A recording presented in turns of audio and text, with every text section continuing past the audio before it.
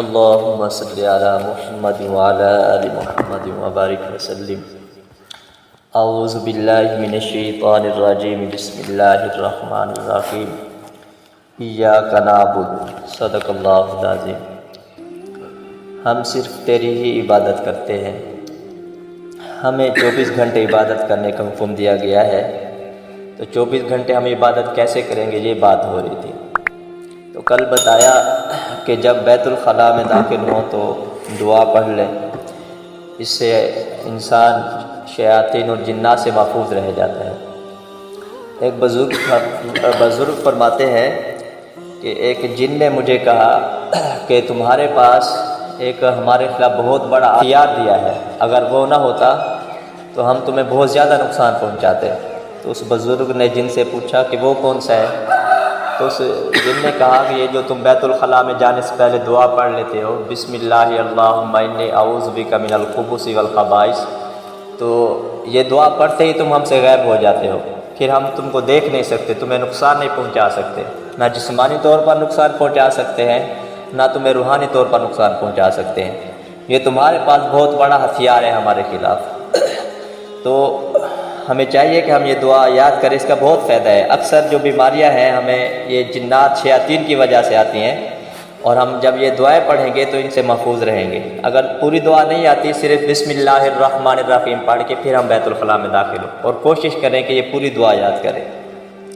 بیت الخلاء کے اندر شیاطین اور جنات ہیں، یہ انسان کو جسمانی نقصان بھی پہنچا سکتے ہیں اور روحانی نقصان بھی پہنچا سکتے ہیں.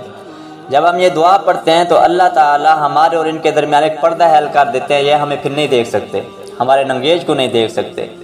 تو اس لیے ہمیں یہ دعا پہلے پڑھ کر پھر اندر جانا چاہیے، تاکہ جنات اور جو شیاطین ہیں ان کے نقصان سے ہم بچ سکیں. جسمانی نقصان تو یہ ہے کہ جب ہم اندر جا کے بیٹھیں گے، اگر دعا نہیں پڑھی تو ان کی شرارتوں سے، ان کے جو فعل ہوتے ہیں اس سے ہمارے کپڑے خراب ہو سکتے ہیں، ہمارا جو جسم ہے وہ ناپاک ہو سکتا ہے، ہمارے جسم کو گندگی لگ سکتی ہے. اسی طرح دوسرے طرح کے اثرات پیدا کرتے ہیں کہ ہم بیمار ہو سکتے ہیں.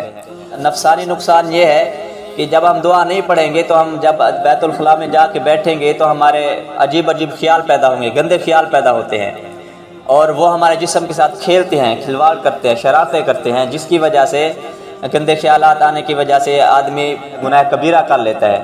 اور کچھ حضرات تو پھر مشت زنی کا وہ شکار ہو جاتے ہیں. تو اس لیے جب بھی ہم اندر جائیں تو پہلے ہم یہ دعا پڑھ لیں، تاکہ ان کے یہ جو شرارتیں ہیں ان کے ہمارے جسم سے، اس سے ہم بچ جائیں. باہر نکلنے کے بعد دعا ہے. رسول اللہ صلی اللہ علیہ وسلم نے ہمیں ایک دعا سکھلائی ہے، غفرانک الحمدللہ الذی اذھب عنی العذاب وعافانی. تو یہ دعا پڑھ لیں. غفرانک کا مطلب ہے ہم اللہ سے بخشش طلب کرتے ہیں کہ اے اللہ ہمیں معاف فرما دے، ہماری بخشش فرما. تو یہاں بات ذہن میں آتی ہے، یہاں ہم نے کوئی گناہ کا کام تو کیا نہیں ہے، قضاء حاجت کی ہے، تو اس میں گناہ کا کیا بات ہے کہ ہم بخشش طلب کر رہے ہیں. تو علماء فرماتے ہیں کہ مومن کی شان یہ ہے کہ ہر وقت اللہ کے ذکر میں رہتا ہے، ذکر کرتا رہتا ہے. کیونکہ جب بیت الخلاء میں جاتا ہے تو اس وقت ذکر بند ہو جاتا ہے، کیونکہ بیت الخلاء کے اندر پیشاب پخانہ کرتے وقت آدمی نہ ذکر کر سکتا ہے، نہ کوئی اور تلاوت وغیرہ کر سکتا ہے. تو جب بیت الخلاء سے فارغ ہو کے باہر آ جاتا ہے تو اللہ تعالیٰ سے اس گناہ کی بخشش مانگتا ہے، اس لیے کہتے ہیں غفرانک. آگے دعا ہے الحمدللہ الذی اذھب عنی العذاب وعافانی. اللہ تعالیٰ کا شکر ادا کرتے ہیں.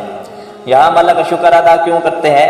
مفتی تقی عثمانی دامت برکاتہم العالیہ وہ فرماتے ہیں کہ ہم غور کریں، جب ہم کھاتے پیتے ہم یہ نہیں دیکھتے یہ غذا ہمیں اندر جا کر نقصان پہنچائے گی یا فائدہ دے گی. ہمیں جو چیز اچھی لگتی ہے، ہماری زبان کو اچھا ذائقہ لگتا ہے تو ہم کھاتے جاتے ہیں. اللہ نے انسان کے جسم کے اندر بہت بڑی مشینری رکھی ہے، جو ہمارے جو مفید غذا اجزاء ہوتے ہیں، جو ہمارے جسم کے فائدہ مند جو اجزاء ہوتے ہیں، ان کو وہ مشین علیحدہ کر دیتی ہے، اور وہ ہمارے جسم کا حصہ بن جاتے ہیں، خون بن جاتے ہیں، گوشت بن جاتے ہیں.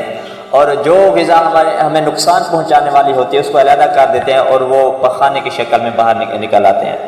تو مفتی صاحب فرماتے ہیں آدمی اس پہ غور کرے تو اگر یہ پخانہ باہر نہ نکلے، اندر ہی کھڑا ہو جائے تو ہمارا کتنا نقصان ہوگا. ہسپتال کی نوبت آتی ہے، بس اوقات آپریشن کی نوبت آ جاتی ہے اگر پیشاب باہر نہ نکلے. تو اس پہ ہم اللہ تعالیٰ کا شکر ادا کرتے ہیں.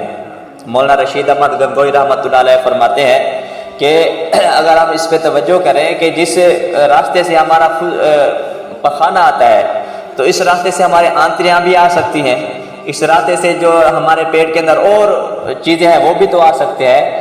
صرف فضلہ جو ہے پخانہ باہر آتا ہے اور چیزیں نہیں آتی، اس پر ہم اللہ تعالیٰ کا شکر ادا کرتے ہیں کہ الحمدللہ الذی اذھب عنی الاذی وعافانی، اذھب دور کیا عنی الاذی ہم سے تکلیف کو۔ پیشاب اندر کھڑا رہتا ہے تو ہمیں تکلیف ہوتی، بہت ساری خرابیاں پیدا ہو، بیماریاں پیدا ہو جاتی، عنی الاذی ہم سے دور کیا ہماری تکلیف کو، وعافانی اور ہمیں عافیت بخشی۔ جب ہم پخانہ کر لیتے ہیں تو ایک ہلکا پن محسوس کرتے ہیں اور ہماری طبیعت فریش ہو جاتی ہے، اس لیے ہم یہ دعا پڑھتے ہیں۔ تو بھئی یہ چھوٹی چھوٹی دعائیں ہیں، اس کو ہم یاد کریں، خود بھی یاد کریں اور اپنے بچوں کو بھی یاد کریں، اس کے بہت زیادہ فائدے ہیں۔ جب ہم یہ عمل کر لیں گے تو اب ہمارا بیت الخلاء میں جانا بھی عبادت بن جائے گا، بیت الخلاء میں بیٹھنا بھی عبادت، اور بیت الخلاء سے باہر آنا بھی عبادت بن جائے گا۔